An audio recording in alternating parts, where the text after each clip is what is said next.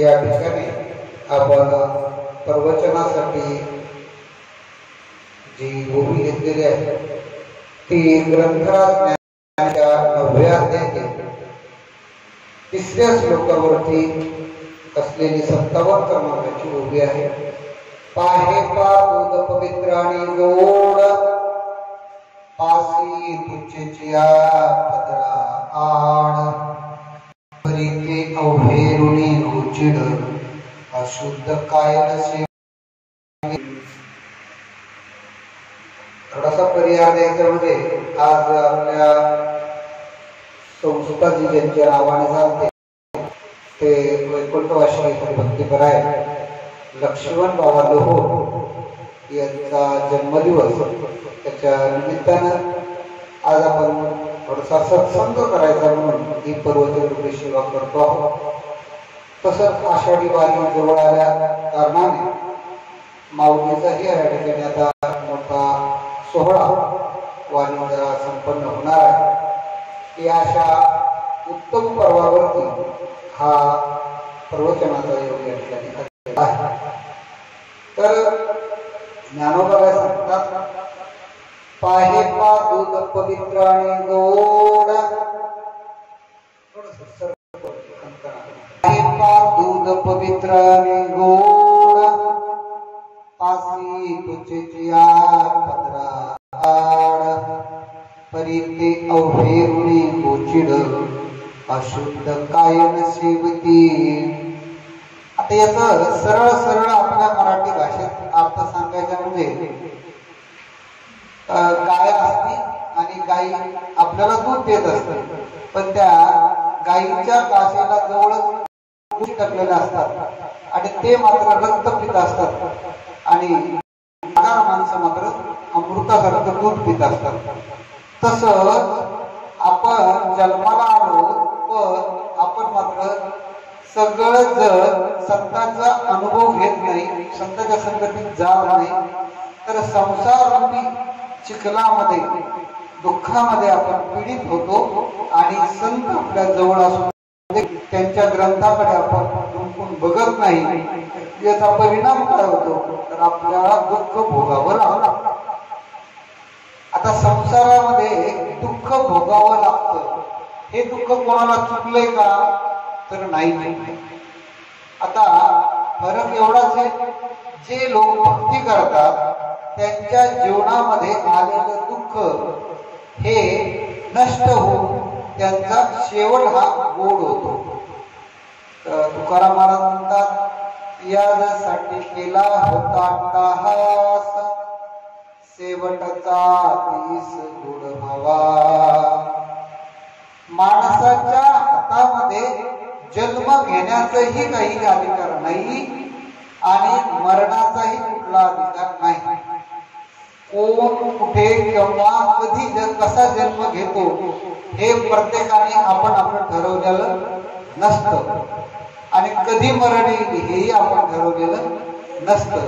त्या दोन्ही गोष्टी आपल्या हातामध्ये नसतात. पण मात्र जर आपण चांगली भक्ती केली, देवाला आपण शरण गेलो तर मात्र आपलं मरण हे आपल्याला कळून येतं. आपलं मरण हे आपल्याला कळून येतं. तर बाबांच्या बाबतीत सांगायचं म्हणजे आता अनेक वेळा बोलताना ते असं म्हणायचे की आता आहे तोपर्यंत राहायचं, कधी देव बोलवेल. पासून ब्रह्मदेवापर्यंत जन्माला आलेल्या प्रत्येक जीवाला मारावं. काय करावं लागतं? काय म्हणतात? जन्म, त्याच्यानंतर वार्धक्य, जन्माच्या नंतर काय होतं? वाढतो आणि वाढल्याच्या नंतर म्हातारा होतो, म्हातारा झाल्याच्या नंतर पुन्हा मृत्यू पावतो. तर हे सर्वांना मृत्यू येत असतो. पण तो मृत्यू कसा आणायचा, तो मृत्यू कसा साजरा करायचा हे जे आहे ते देवाचे भक्तच करू शकतात. सामान्य जीवाला कधीही मृत्यूची कुठलीही कल्पना येत नाही.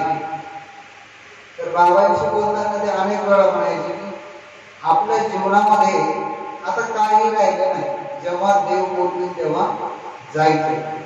आणि त्यांचा मृत्यू जो झाला तो अशा पवित्र पर्वामध्ये झाला की आषाढ एकादशी, जी आता पंढरपूरची वारी, एकादशीच्या दिवशी त्यांनी जागरण केले आणि जागरण केल्याच्या नंतर रात्री गाईला चारा टाकायला म्हणून गोठ्यात गेले आणि तिथे त्यांना सर्पदंश झाला.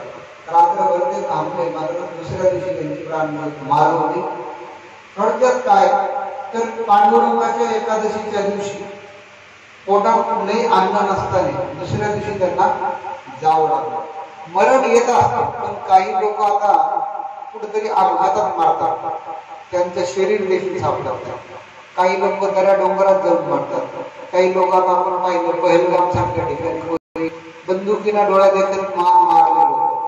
मरण कोणाला कुठेही हे सांगता येत नाही, पण त्याचा जो काळ आणि वेळ आहे हा उत्तम कोणाला लागतो तर ज्याला आयुष्यात चांगलं कर्म केलं, देवाची भक्ती केली, अशा व्यक्तीला आपला मृत्यू काळ हा चांगल्या पर्वावर येतो किंवा ते घेण्याचं भाग्य त्यांना लाभत असतं. अशा या त्यांच्या कर्तृत्वामुळेच आज या ठिकाणी आपण ही संस्था गुरुकुल आपण सुरू केलेलं आहे. त्यांची पुण्य आहे. कुठले काम सुरू करण्याच्या आधी तर काहीतरी पुण्य लागला, तप लागला. हरिपाठामध्ये तुम्ही म्हणता की नाही, तपे बिन दैवत विधल्या बिन प्राप्त, गुजे बिन हित कोण सांगे. तप केल्याशिवाय दैवत प्राप्त होत नाही, म्हणून तप लागतं. तपाशिवाय कुठलंही काम उभं राहत नाही. आज ही आपण या ठिकाणी एकत्र आलो ही बाबांची पुण्य आहे. त्यांची पुण्याई होती म्हणूनच आपण या ठिकाणी एकत्र आलेलो आहोत. त्या ठिकाणी आपण राहतो आहोत, शिकतो आहोत. तुका म्हणे होता ठेवा, तो या भावा सापडला. काहीतरी ठेवा पुण्याचा ठेवला तर उत्तरार्धामध्ये कार्य सुरू होतो. आणि आता काल परवाची बातमी, आळंदीमध्ये एका मुलांनी आपल्या बापाला 70-75 वर्षाच्या बापाला आळंदीत आणून सोडून दिलं. काय केलं? आळंदीत मध्ये आणलं आणि सोडून दिलं. तुम्ही बघता की मंदिराच्या भोवताल बरेच लोक भिक्षा मागताना दिसतात, कोणी गंध लावताना दिसतात. तर हे जे लोक असतात, हे लोक जे आहेत हे घरून सोडून दिलेले बऱ्यापैकी लोक असतात, कोणी घरून निघून आलेले लोक असतात. असा या कलियुगामध्ये माणसाचा अमानुषपणे छळ करणारे आपल्या जवळचे लोक असतात. आणि अशा या काळामध्ये बाबांच्या नावे त्यांच्या पुढे मुलं असतील, त्यांची कन्या, त्यांच्या हातून हे कार्य घडतं. याला सहजासहजी घडलेलं कार्य म्हणता येत नाही.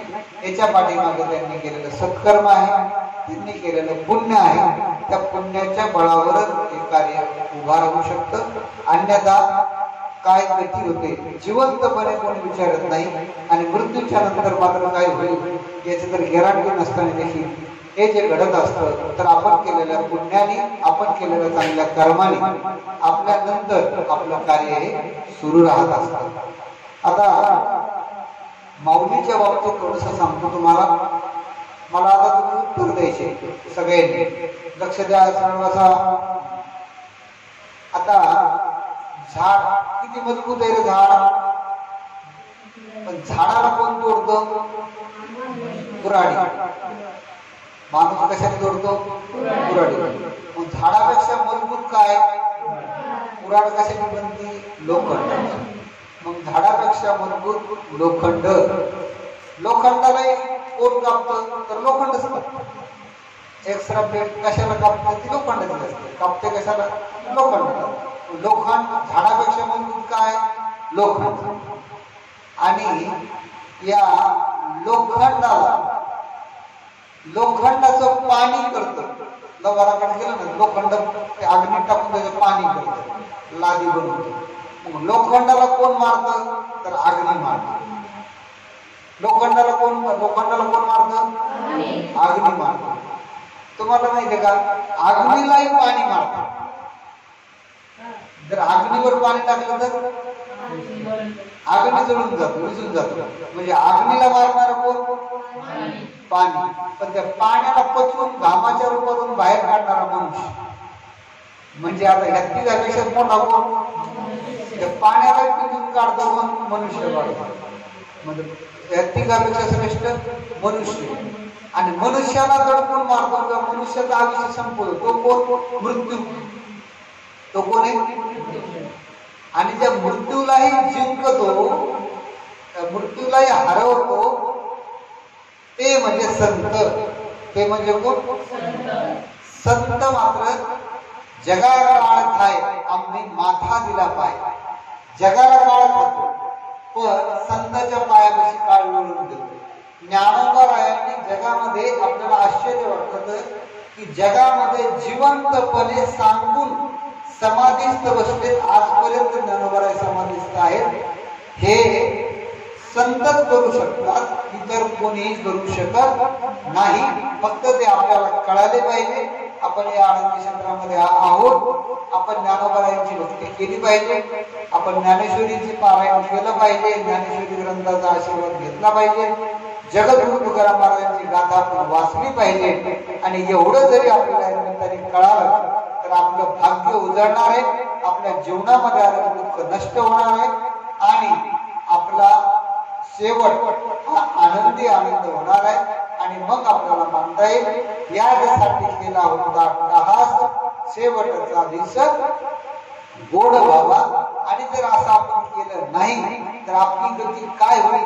त्या ओवीत सांगितल्याप्रमाणे पाहेपा दूध पवित्र आणि गोड पासी तुझ्या पत्रा आड परी ते अवघेरुनी गोचिड अशुद्ध काय सेविती. ज्याप्रमाणे गोचिड दूध प्यायचं सोडून रक्त पितो त्याप्रमाणे आपण आळंदीत राहून किंवा महाराष्ट्रात राहून ज्ञानोबा यांची जर आपण भक्ती केली नाही तर आपलं जीवन त्या गोचडाप्रमाणे व्यर्थ आहे. किंबहुना आपली गती ही वाईट पद्धतीला जाऊ शकते. म्हणून तुम्ही आम्ही सर्वांनी ज्ञानोबा यांचे जगद्गुरु तुकाराम महाराज, संत एकनाथ महाराज सगळे जे संत आहेत त्या संतांच्या वचनाप्रमाणे वागलं पाहिजे आणि आपलं जीवन धन्य करून घेतलं पाहिजे. आपण धन्य कराल अशी या ठिकाणी मी अपेक्षा व्यक्त करतो आणि बाबांच्या चरणावरती नतमस्तक होतो. तसंच झालेली सेवा संत श्री ज्ञानेश्वर माऊली यांच्या चरणी वैकुंठवासी बाबा यांच्या चरणी समर्पित करून सेवेला पूर्ण विराम देतो. कुंडली पंढरीनाथ भगवान माऊली ज्ञानेश्वर महाराज, जगद्गुरु संत तुकाराम महाराज, वैकुंठवासी हरिभक्त लक्ष्मण बाबा की